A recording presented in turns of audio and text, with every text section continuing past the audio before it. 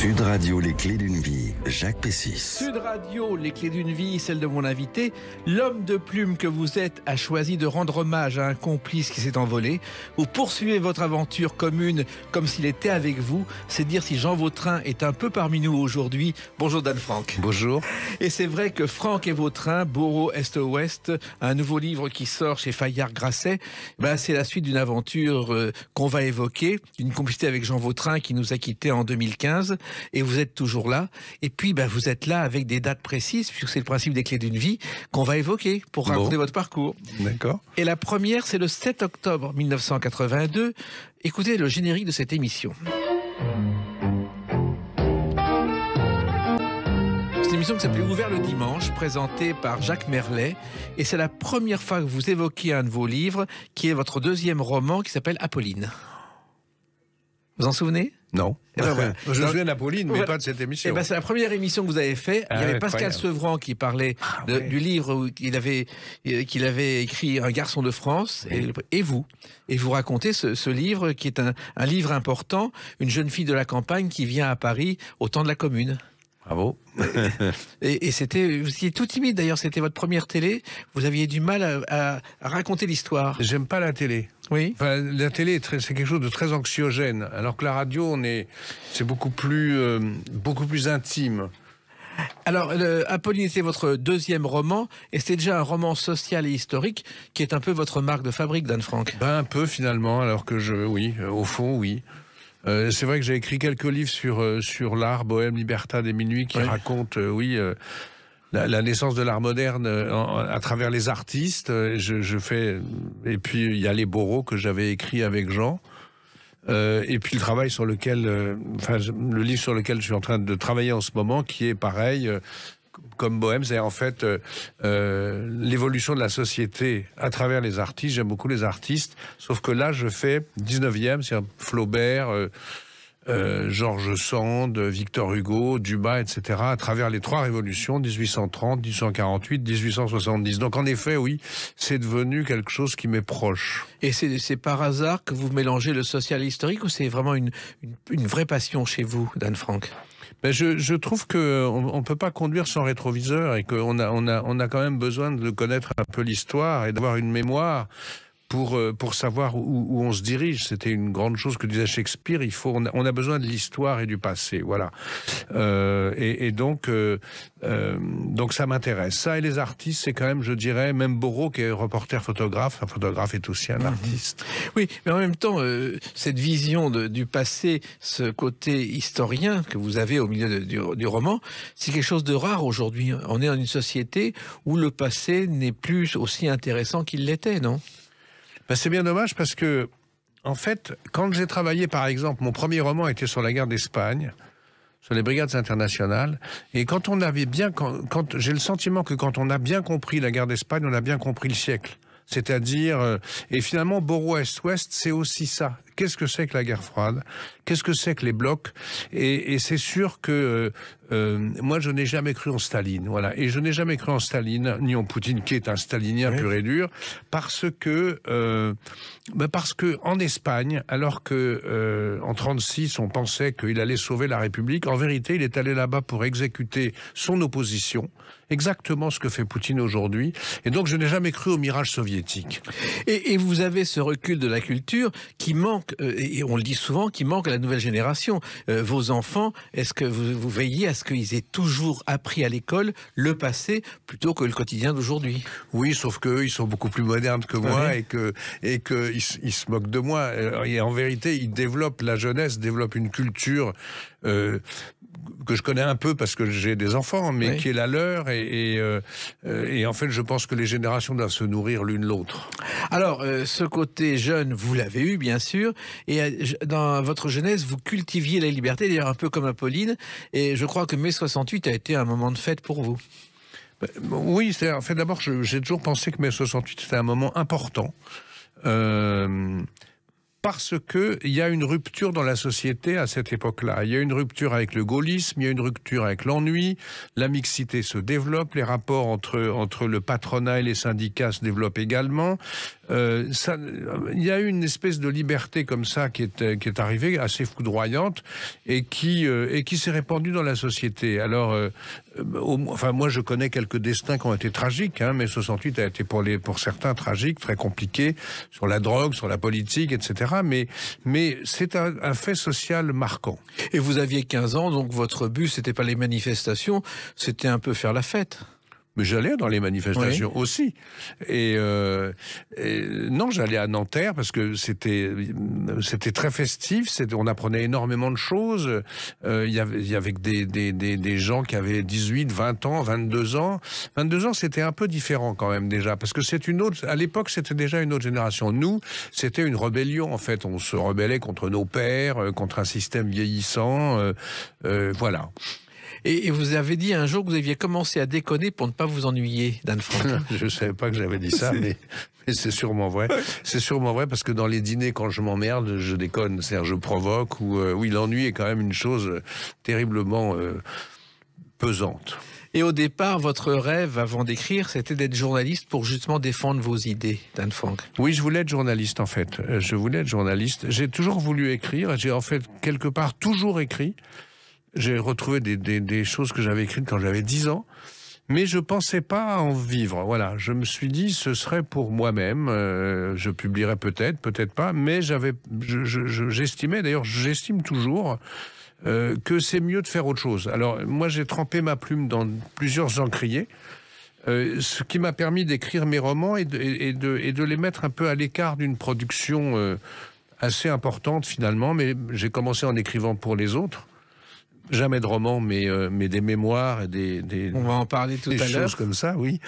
Mais ce côté journaliste, c'était pour défendre vos idées, parce que des idées, depuis l'adolescence, vous les défendez. C'est-à-dire que vous avez des idées politiques, sociales, depuis toujours. C'est venu presque viscéralement. Moi, je suis quelqu'un d'engagé. J'ai toujours été engagé. Je trouve qu'un écrivain a à dire des choses. Je suis pas d'accord avec Flaubert sur ce plan-là, puisque lui, il décrivait, mais il n'avait pas de message à faire passer. Moi non plus, d'ailleurs, j'ai pas de message, mais je pense que les descriptions des choses, on s'engage dans ce qu'on écrit, on s'engage dans ce qu'on dit, et oui, c'est une dimension qui m'appartient. Voilà. Et il y a une chanson qui vous a sans doute marqué, c'est celle-ci.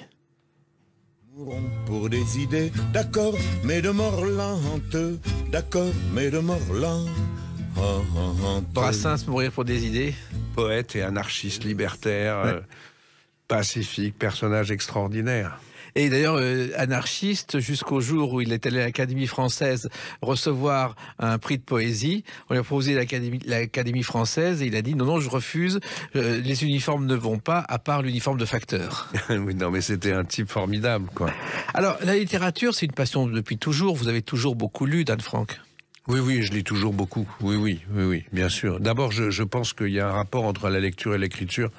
Ne serait-ce que parce que j'ai toujours pensé et eu l'idée, quand on écrit, quand on s'emmerde en écrivant, on s'emmerde en lisant. Donc on respecte le lecteur, et le premier lecteur de son travail, c'est celui qui écrit, c'est l'auteur.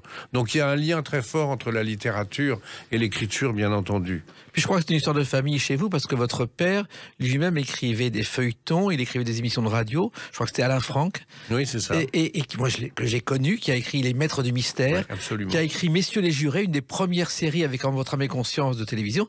Évidemment, vous pouviez que tomber dedans. Oui, on n'était pas toujours d'accord sur tout, mais vous savez qu'il a aussi travaillé avec Pierre Dac. Ils ont refondé L'Os à Moelle. Je sais. Avec Jean-Yann. Avec Jean-Yann et Jacques Martin. Et moi, j'étais tout petit à l'époque, mais je me souviens très bien de Pierre Dac et de Jean-Yann. Alors, il se trouve aussi que votre premier livre a failli ne jamais paraître, et lorsque vous faisiez vos études de sociologie, on vous a poussé à l'écrire, vous l'avez écrit pendant ce temps-là. Mais c'est parce qu'en fait, c'est une histoire grotesque, à vrai dire. Je vivais avec ma prof de socio, qui était une femme merveilleuse, et elle considérait que j'étais un très grand écrivain. Alors, je lui faisais lire mon livre que j'étais en train d'écrire. Et puis elle l'a proposé à la collection Le Chemin. Enfin, je l'ai proposé chez Lambrix, qui était la collection merveilleuse de chez Gallimard. Et puis 3 jours après, j'avais pas de réponse. Alors je suis allé chez Stock, j'ai vu Betty Mialet, qui était à l'époque là-bas. Je lui ai dit, mais vous devriez lire mon livre, il va être pris chez Gallimard très vite. Et puis au bout de 3 mois, il a été refusé absolument partout. Il y avait même une phrase, on m'a donné le compte-rendu de lecture d'un type qui s'appelait Henri Bonnier et qui, je crois, était directeur littéraire de chez Albin Michel, et je m'en souviens. Et il disait, ce livre est un pâté mal cuit et l'auteur ne sera jamais un écrivain. Voilà. Et ça m'a marqué tellement, parce que c'est le refus d'un premier... Le livre était très très mauvais, hein, c'était absolument nullissime. Mais après, ce que je faisais, parce que c'est quand même douloureux à vivre, et donc j'écrivais, je n'ai jamais cessé d'écrire, mais j'arrêtais mes livres 10 pages avant la fin. Et un jour, j'ai rencontré un homme merveilleux qui s'appelait Pierre Ajam, qui s'occupait de la culture à l'Observateur, et qui m'a poussé à terminer mon premier roman, que j'ai publié ensuite et qui a eu le prix du premier roman. Ouais. Mais c'était 10 ans après le refus. J'ai mis 10 ans quand même à surmonter l'échec du premier livre, qui était vraiment, franchement, impubliable. Et vous avez survécu financièrement, d'Anne Frank, grâce à une erreur d'ordinateur à la Sorbonne. Ah oui, c'est parce que vous êtes bien renseigné. C'est-à-dire qu'en fait, quand j'ai écrit mon premier livre... à l'époque, je travaillais très tôt, en fait, et j'ai été engagé par la Sorbonne pendant 2 mois, et l'ordinateur s'est trompé. Et ils m'ont payé pendant 1 an. Je dois 1 an de salaire minimum à la Sorbonne. Je le dis toujours, mais ils ne me le demandent pas. Oui, je pense qu'il y a prescription depuis ce moment-là. Oui, il y a prescription sûrement. En tout cas, tout s'est arrangé ensuite, en plusieurs étapes. Et l'une des premières étapes, on va l'évoquer à travers une autre date, le 28 août 1982. À tout de suite sur Sud Radio avec Dan Frank. Sud Radio, les clés d'une vie, Jacques Pessis. Sud Radio, les clés d'une vie, mon invité Dan Frank. Nous parlerons tout à l'heure de Boro Est-Ouest, Franck et Vautrin, paru chez Fayard-Grasset, car c'est une belle histoire. Et on revient à une date, le 28 août 1982. J'ai retrouvé un article du Monde où le critique musical du Monde s'interroge sur un auteur qu'il ne connaît pas, alors qu'il est censé connaître tous les auteurs musicologues, qui s'appelle Marc Cajaneff, et qui a écrit un livre sur Bach. Et je ne me souvenais même pas qu'il y avait eu un article dans Le Monde. Ouais.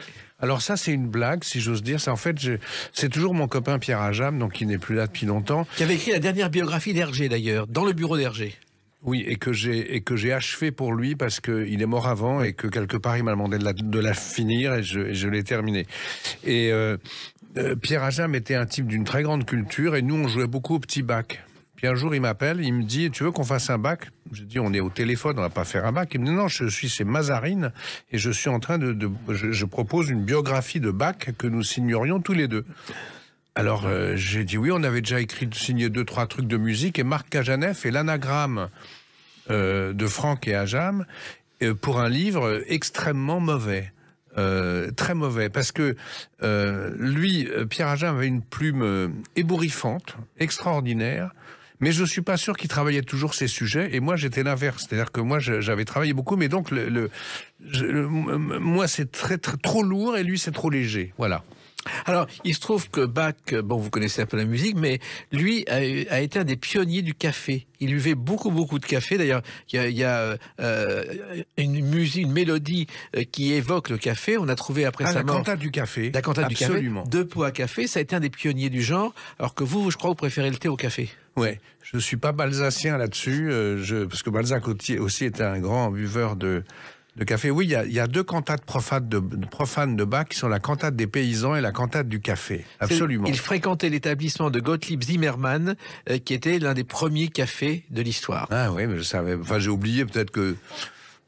J'ai oublié ça, mais oui, moi j'aime beaucoup la musique classique. J'aime beaucoup la musique classique. Et puis les pseudos aussi, puisque vous avez eu quelques pseudos, et puis vous avez beaucoup fait de livres sans les signer, car finalement vous avez vécu ou survécu avec un terme qu'on ne peut plus employer aujourd'hui, qui est nègre.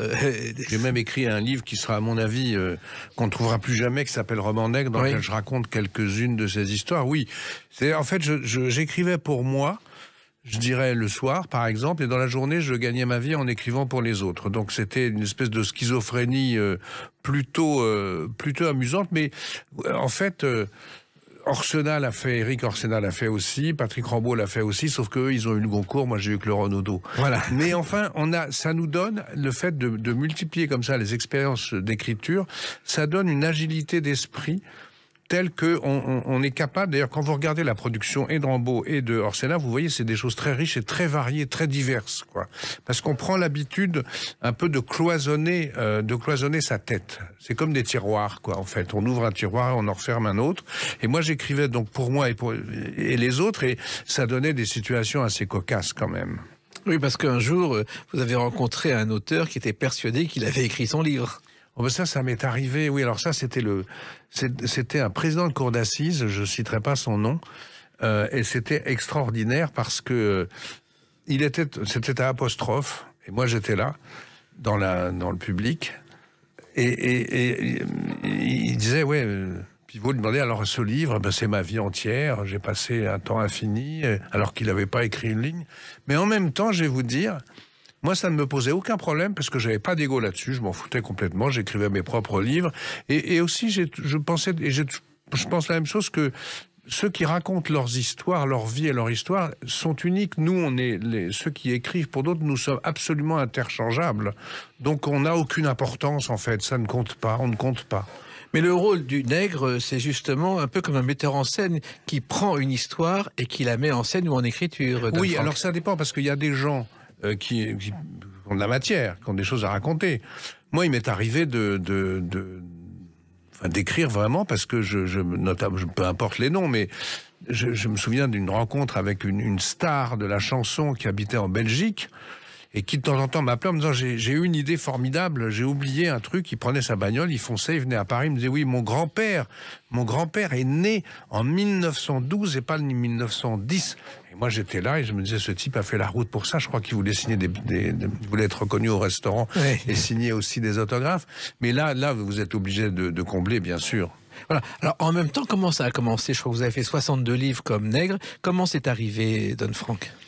J'ai commencé à gagner ma vie dans l'écriture. Avant, j'ai fait des tas de boulots, des boulots comme j'ai vendu des toiles, j'étais dans la boulangerie, j'ai été peintre en bâtiment. Enfin, j'ai fait peu de temps, mais quand même.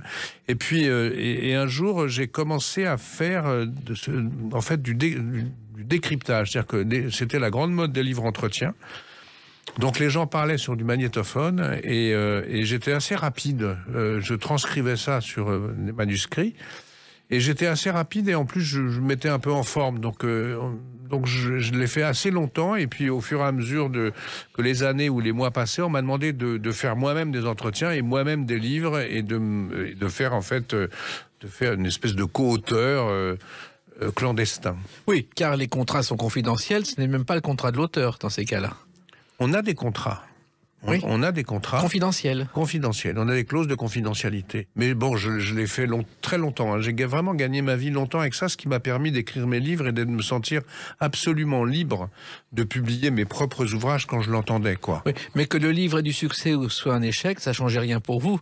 Parce que vous n'étiez pas associé au droit d'auteur. Ça dépend, parce qu'en général, j'en ai fait quelques-uns qui ont très très bien marché, mais j'étais pas à droit d'auteur voilà. Sur ceux-là. Et bon, il y en a un qu'on va citer parce que je l'ai vécu et qu'il y a prescription. C'est celui-ci, avec cette voix que vous allez reconnaître. Je sais de qui vous allez parler.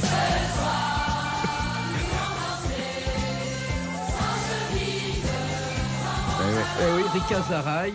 C'est vous qui l'avez écrit, oui, celui oui. d'Anne Frank. Mais moi, j'aimais beaucoup Rika Zaraï. En fait, son histoire, c'est une histoire assez magique. Un jour, elle s'est cassé le dos, la colonne vertébrale, et elle a été réparée par un chirurgien qui s'appelait Raymond Dextrex, je m'en souviens encore, qui est un naturopathe, en fait, qui lui a mis des bains d'argile. Et elle a consacré sa vie et sa fortune à développer la médecine naturelle. Et à l'époque, on n'en parlait pas beaucoup. Et puis... ensuite, donc, avec ses droits d'auteur, ce livre s'est vendu à 1 million d'exemplaires. 3 millions. 3 millions. 3 millions. Eh ben, j'aurais été vraiment plus riche. Et moi, j'ai gagné l'équivalent de 3 000 euros. Voilà, c'est ça. Un truc comme ça. Et à l'époque, effectivement, vous avez travaillé sur ce livre, dont personne ne voulait au départ. L'éditeur Michel Lafon a pris un risque pour lui faire plaisir, mais ne pensant pas que ça marcherait comme ça. Et d'ailleurs, comment on peut expliquer un tel succès? Mais il a le nez creux, oui. Michel Lafon, il sait.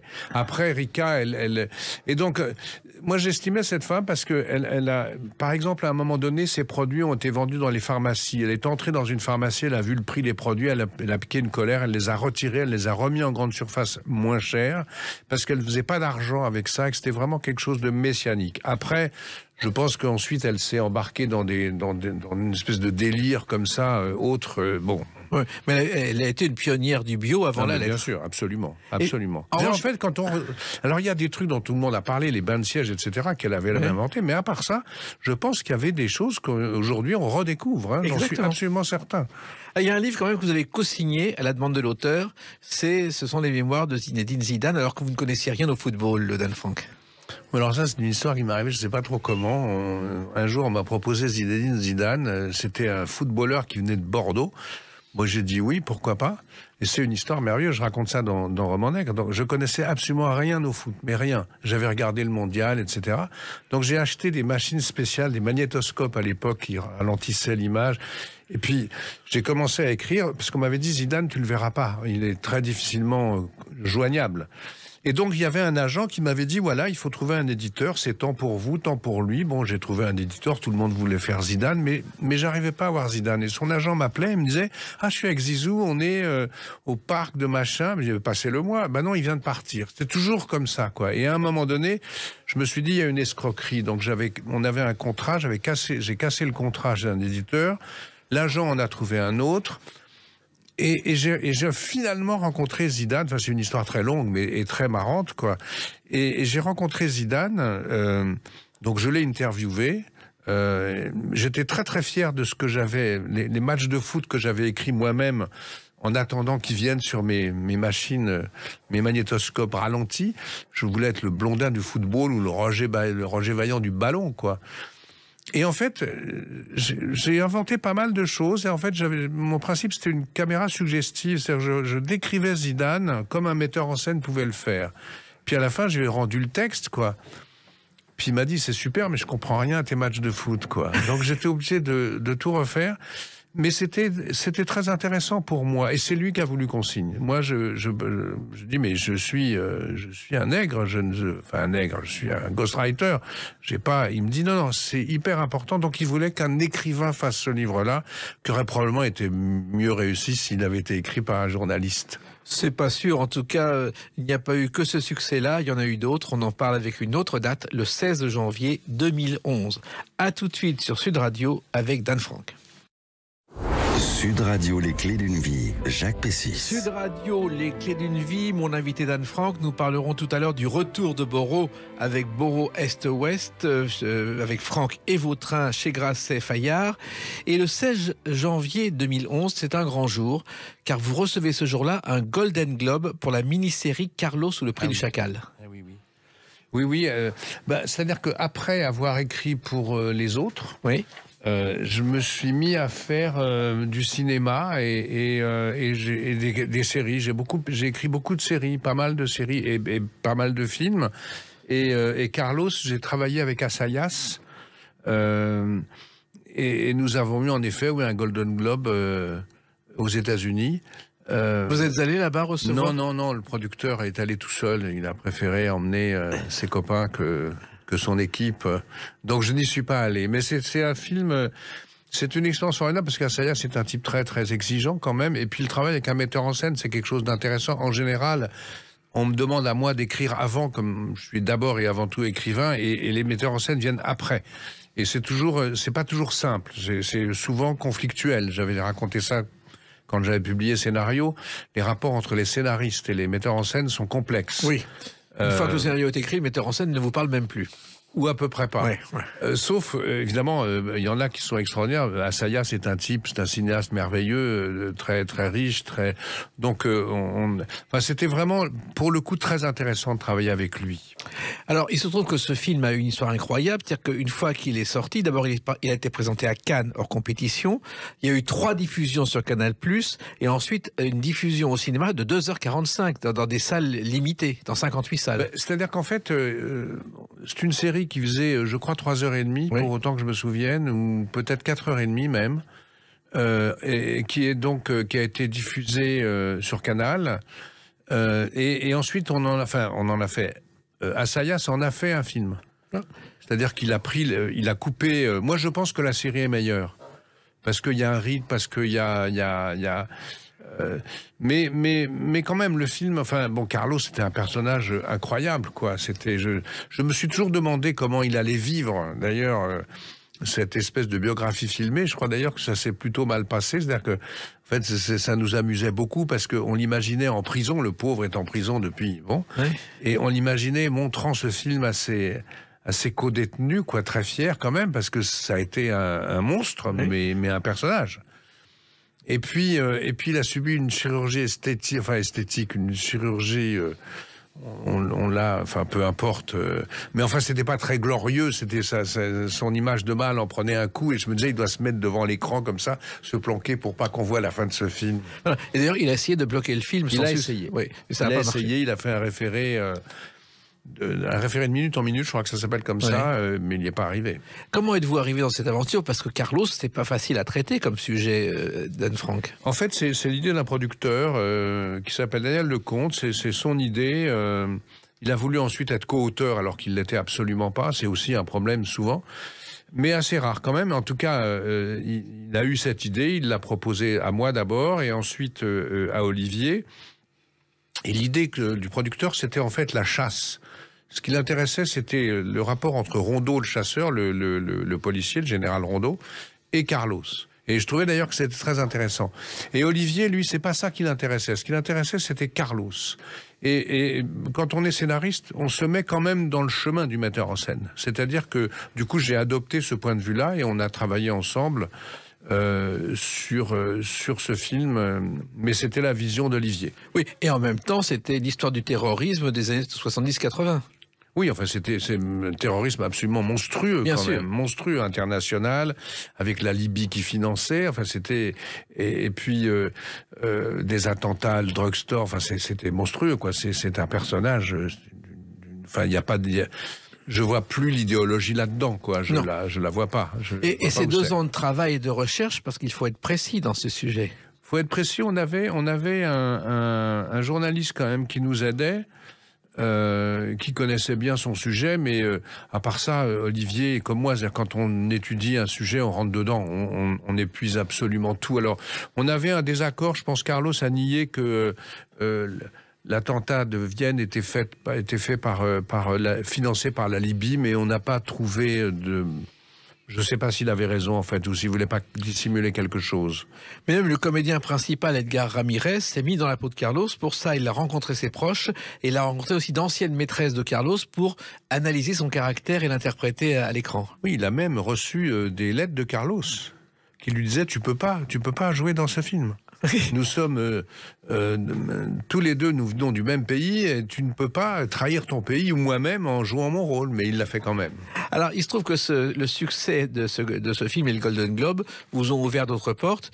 Netflix vous a repéré, et c'est vrai que vous avez écrit Marseille, et que finalement, toutes ces plateformes, pour un auteur, c'est un immense atout pour l'avenir, Don Frank. C'est-à-dire que ça multiplie les guichets, si j'ose dire. C'est-à-dire qu'avant les plateformes, il y avait... bon, en France, il y a quelques chaînes quand même, et il y en a qui font du très bon travail, mais on fait vite le tour. Quand les plateformes arrivent, évidemment, ça ouvre les possibilités pour les scénaristes, les comédiens et les réalisateurs, et même les producteurs, parce que ça multiplie encore une fois les guichets d'ouverture. C'est pas, je trouve que c'est pas très différent de travailler pour une plateforme que de travailler pour une chaîne française, en fait. Non, simplement presque un peu plus de liberté, mais il faut se méfier des algorithmes qui disent on veut telle chose plutôt que telle chose. Ça, ils sont terribles. Mais vous savez, en même temps, les chaînes ont leur public. Enfin, j'ai découvert ça assez tard, mais vous n'écrivez pas. Moi, j'ai fait une série sur la résistance des jeunes pour TF1. Vous n'écrivez pas pour TF1 comme vous écrivez pour France Télé, ou pour Arte, ou pour Canal, ou pour Amazon, ou pour Netflix. Chaque chaîne, en fait, a un public qui lui est assez fidèle. Alors les plateformes, elles demandent un public, elles veulent rajeunir le public. C'est une chose qui est très très essentielle pour elles, parce que le public des chaînes traditionnelles, hertziennes ou ex-hertziennes, est un public vieillissant. Et vous y parvenez. Et vos débuts dans le monde de la télévision et du scénario, c'est avec un film qui s'appelait Milena, je crois. Ah oui, c'était il y a très longtemps. C'était un film qui avait... Je crois que Gérard Mordillat avait écrit une version, et c'est un film qui avait été produit et mis en scène par Vera Belmont. Exactement, avec Valérie Caprisky dans le rôle. Valérie Caprisky, oui, c'est très ancien, ça. C'est une histoire qui déboule en 1920 avec des grévistes. Et comment vous êtes-vous retrouvé dans cette aventure? Parce que vous ne pensiez pas écrire pour le cinéma et la télévision au départ. C'est Jean Vautrin qui m'a emmené là. C'est drôle parce que lui, Jean, qui a été un grand scénariste, un très grand dialoguiste, puisqu'il travaillait beaucoup avec Audiard, et un metteur en scène, puisqu'il a fait des films, Flic ou Voyou. À un moment donné, il en a eu marre du cinéma. en disant on n'a pas de liberté, etc. Mais il m'a dit, toi, moi j'avais 20 ans de moins, il m'a dit, mais toi, tu es fait pour ça, enfin tu es fait pour ça, tu es bon dialoguiste, tu es bon, et c'est lui qui m'a... J'avais pas pensé à écrire pour le cinéma avant, c'est lui qui m'a encouragé à le faire.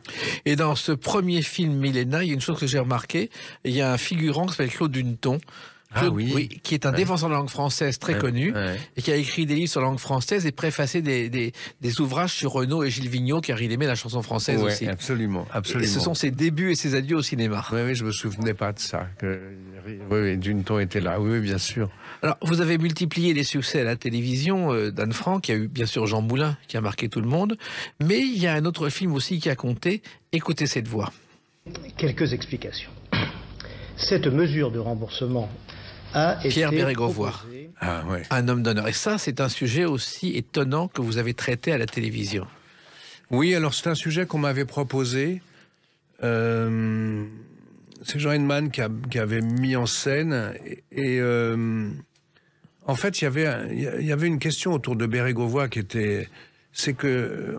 On pensait, vous savez, il y a eu un débat, est-ce qu'il s'est vraiment suicidé ou est-ce qu'on l'a pas liquidé, quoi. Bon, moi j'ai rapidement compris qu'il y avait absolument pas de débat et qu'il s'était suicidé.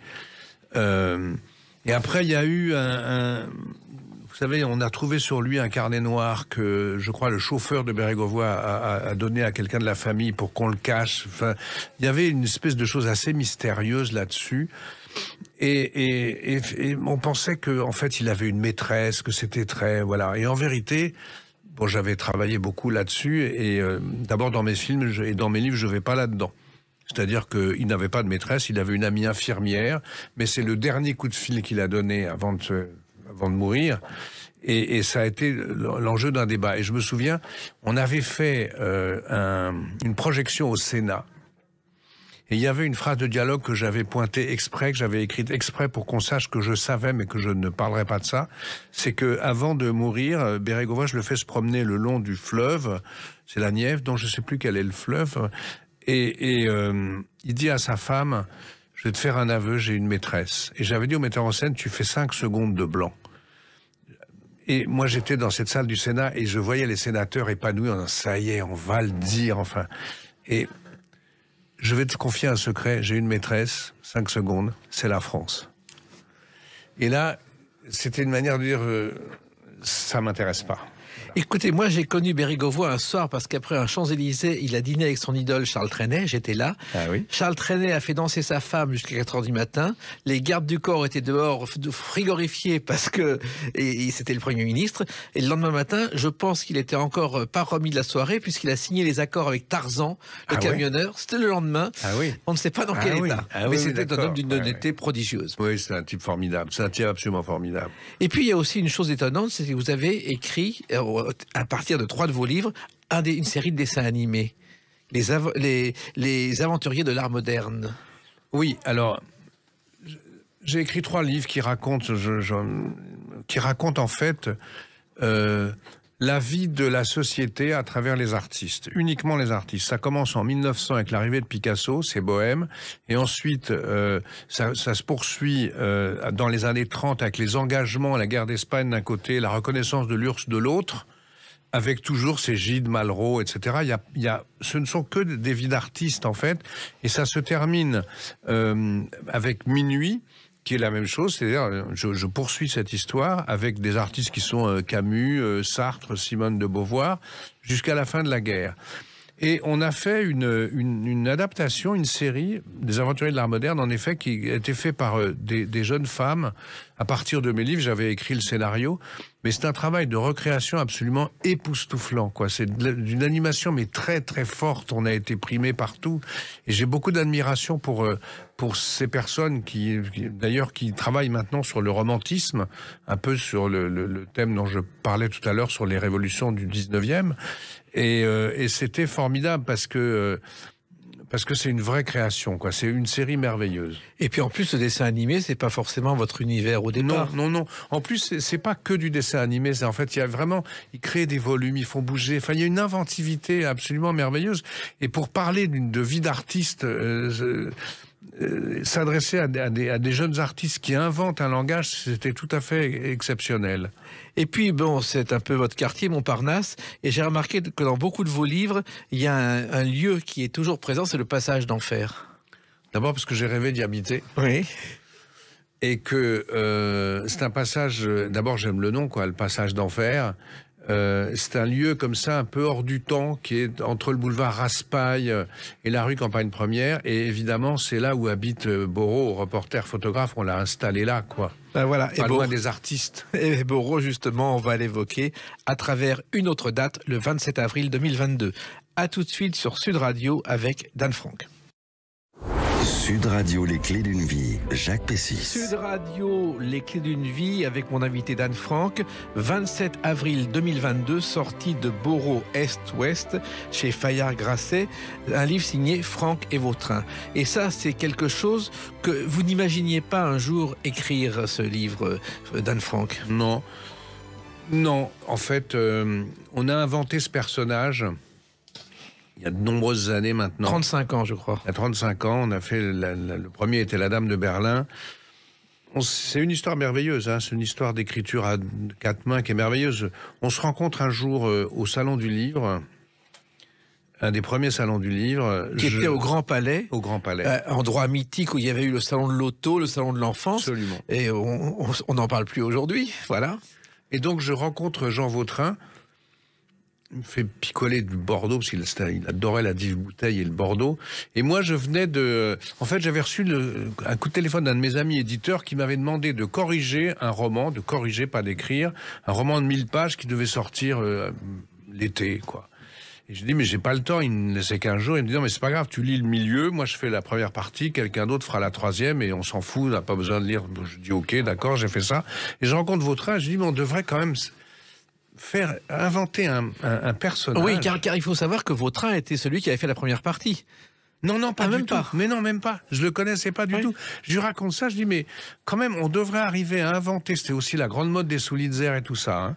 On devrait inventer un personnage et faire des livres renoués avec la tradition du roman populaire du 19e et raconter, faire une série littéraire comme ça, très bien écrite, mais avec les codes du feuilleton littéraire, c'est-à-dire un héros, des histoires d'amour, des histoires du suspense, ce qu'on appelle aujourd'hui des cliffhangers, c'est-à-dire des fins de chapitre qui vous obligent à tourner la page, page turner, on appelle ça aussi. Et puis on invente ce personnage, Blemia Borovic, c'est Jean qui trouve le nom, qui est un immigré hongrois, qui est photographe comme Capa, Kertész, comme bien des réfugiés hongrois qui ont quitté la Hongrie pour venir en France. Et il arrive en France au moment où la France est la capitale du monde, quoi. Tous les artistes sont là. Et on l'a voulu engager du côté humaniste, reporter photographe, parce que moi je voulais qu'il soit reporter et Jean voulait qu'il soit photographe. Donc on lui a donné un Leica. Une canne, parce il boite, mais il se sert de sa canne comme d'une canne épée, c'est une arme, comme les héros, quoi. Et là-dessus, on commence à écrire, et je dis à Jean, écoute, on va adopter une écriture blanche, neutre, comme moi je faisais quand j'écrivais pour d'autres, quoi. Et il me dit, je sais pas si j'arriverai à le faire, puis en effet, il n'arrivait pas à le faire. Et donc, on n'avait rien lu l'un de l'autre, il n'avait pas eu de prix littéraire, moi non plus, à l'époque encore. Et donc je tombe il m'envoie des pages qui sont merveilleuses d'écriture, mais moi je sais pas écrire comme ça, quoi. Moi j'écris très cut, très fermé, et je dis, mais qu'est-ce qu'on fait? Et là on s'est dit, on va inventer un troisième auteur qui est Franck et Vautrin, et me dit-il, moi je vais allonger chez toi, et toi tu vas couper chez moi. Et on a fait ça pendant des années et des années et des années. Au départ, et puis Jean est parti. Et oui, c'est-à-dire qu'au départ, il y avait 5 volumes de prévus. Oui. Le héros devait mourir au bout du 5e, et puis il y en a eu 8. C'est même le 9e. Oui, donc il y en a eu 8 avant. Il y en a eu 8 avant, et le seul désaccord qu'on avait avec Jean, c'était Jean voulait qu'on le fasse mourir à un moment, et moi je voulais pas. Et j'avais dit, je veux pas, parce que d'abord d'autres peut-être prendront le relais à un moment et auront envie d'écrire. Et j'ai, dans ce dernier volume, Borot Est-Ouest, j'ai créé un autre personnage qui est aussi un photographe hongrois, un jeune homme qui s'appelle Johan et qui va qui est une espèce de fils putatif de Borot, et qui vit des histoires d'amour, etc., quoi. Et c'est effectivement la tradition des romans populaires, comme le faisaient Eugène Sue et Ponson du Terrail, qui devaient écrire un feuilleton tous les jours avec un suspense. Et Ponson du Terrail, il écrivait jusqu'à 5 histoires en même temps pour 5 journaux différents. Mais Dumas aussi. Dumas aussi. Je sais pas, vous en écrivez plusieurs, mais 5 en même temps, faut suivre. Ah non, mais Dumas était Et Balzac aussi, en fait. Ils faisaient tout ça. Ils faisaient tout ça parce que, d'abord, ils avaient besoin de vivre. Ils claquaient beaucoup d'argent, ces gens-là. Et le feuilleton les payait assez bien, quoi. Ils étaient payés à la ligne. D'ailleurs, c'est pour ça que parfois, vous avez des dialogues qui disent « Comment ça va ? Ça va. Et toi, ouais, ça va. Ah, tu as l'air... T'es sûr que ça va ? Oui, oui, ça va. 10 centimes à chaque fois, ça vaut le coup de... Voilà. Nous, on fait pas comme ça. » Non. Alors, il faut savoir, pour rappeler à celles et ceux qui ne connaissent pas forcément Jean Vautrin, qu'il a eu le prix Goncourt avec Un grand pas vers le bon Dieu, et qu'aujourd'hui, il y a 2 médiathèques à son nom, à Saint-Symphorien et à Grandignan, où, notamment à Grandignan, son fonds a été donné par une femme, sa femme, et qui est une comédienne qu'une génération connaît à travers ce feuilleton.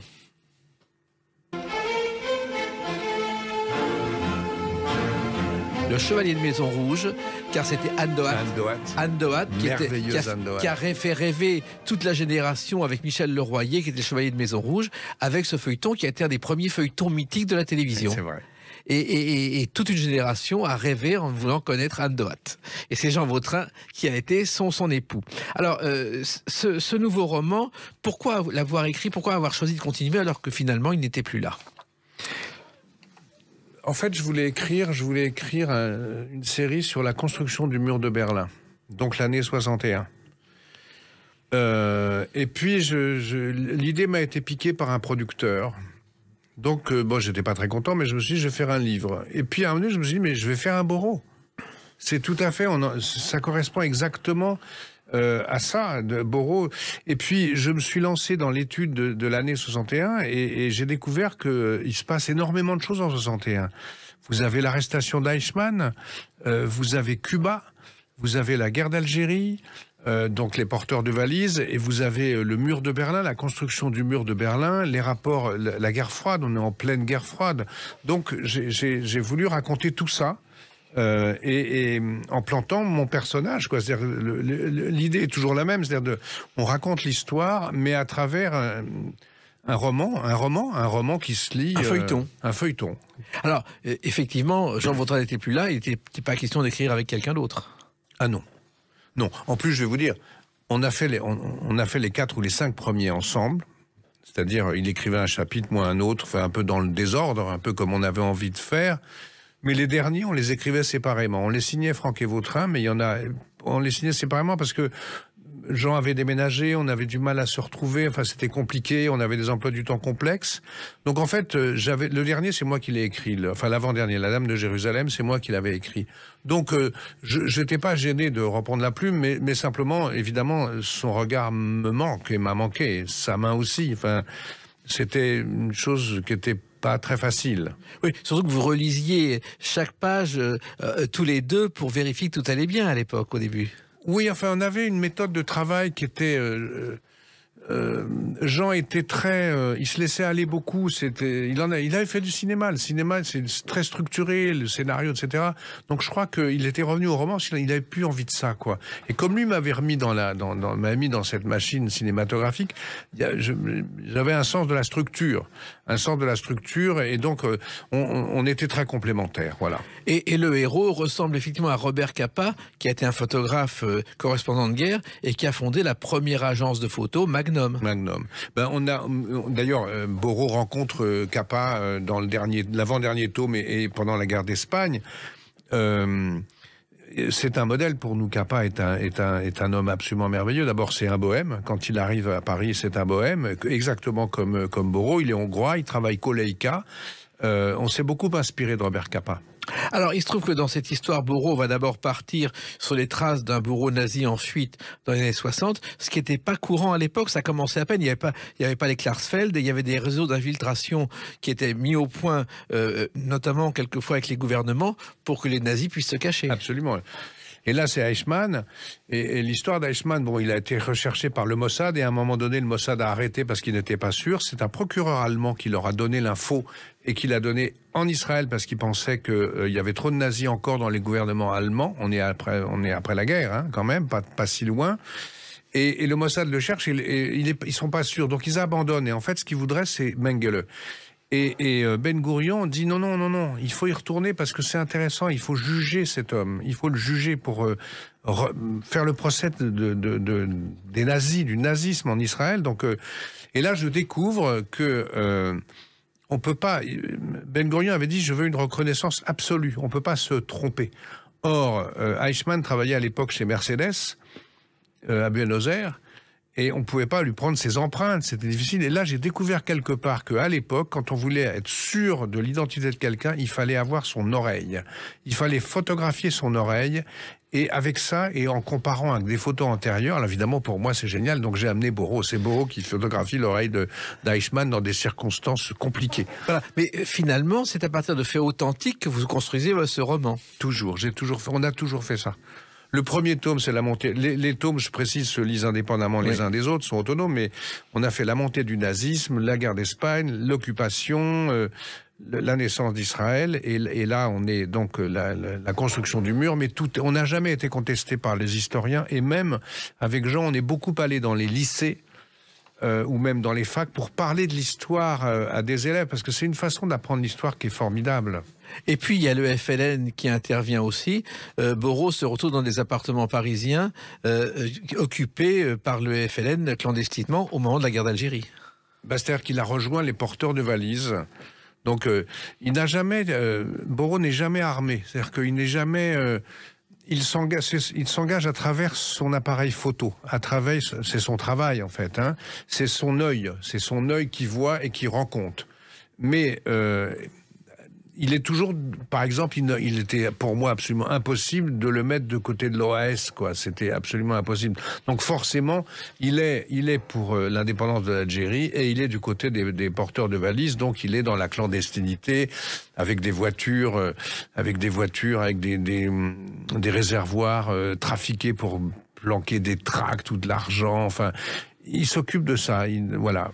Et tout ça, il est engagé dans son époque. Et pour raconter cette histoire, justement, il a fallu aussi trouver de la documentation sur l'FLN, qui n'est pas aussi accessible que celle de la guerre 39-45 d'Anne Frank. Non, mais en fait, moi j'ai un grand truc c'est vrai pour tous mes livres qui reposent un peu sur l'histoire, c'est que je lis beaucoup ce qui s'est écrit à l'époque. Pas quand ça a été reconstitué après, d'une manière merveilleuse par les historiens. Moi, je regarde, par exemple, beaucoup la correspondance, les articles de presse, des petites choses.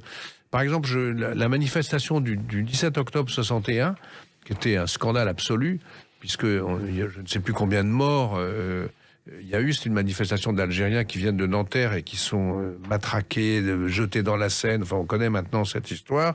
Je me suis beaucoup documenté, autant par les livres que par les articles de l'époque ou les témoignages.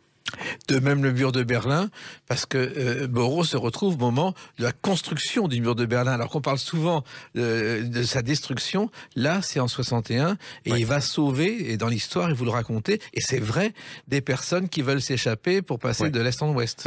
L'histoire fondamentale qui sous-tend l'ensemble, c'est une histoire d'amour entre une jeune pianiste merveilleuse qui s'appelle Lara, qui est connue, qui est une très grande pianiste, elle a 20 ans, hein, et qui se retrouve prisonnière. Son père, je raconte pas tout, mais son père est membre de la Stasi, et puis à un moment donné, elle se retrouve prisonnière, et donc il s'agit de la sauver. Alors elle a un amoureux qui est ce jeune Hongrois dont je parlais tout à l'heure, mais Borro, lui, qui maintenant a 50 ans, il a plus les 20 ans de ses débuts, une espèce de protecteur, c'est-à-dire que il les aide, il y va, il est courageux, et il raconte la construction du mur, et en fait, il raconte également, puisqu'il est hongrois, il raconte également le massacre de Budapest par les armées soviétiques en 1956. Et on en arrive à l'Ukraine, on en arrive à aujourd'hui. C'est-à-dire que moi, j'ai écrit ce livre il y a 2 ans, mais je suis extrêmement troublé par ce qui se passe aujourd'hui, parce que c'est la même chose. C'est la même chose, c'est-à-dire une puissance militaire effroyable, une inhumanité épouvantable, un désir politique impérialiste qui date du 19e siècle. Enfin, c'est épouvantable. Et Borro raconte ça quelque part. Encore une fois, c'est la nécessité de l'histoire et de la mémoire. L'histoire et la fiction que vous racontez avec passion et qu'on lira avec passion. Ce livre Boro Est-Ouest, le 9e Franck et Vautrin, chez Fayard-Grasset. Merci de l'avoir écrit. Peut-être que vous allez en faire un 10e, non? Sûrement. Alors on en reparlera sur Sud Radio. Merci beaucoup. Merci Dan Franck. Merci beaucoup. Les clés d'une vie, c'est terminé pour aujourd'hui. On se retrouve bientôt. Restez fidèles à l'écoute de Sud Radio.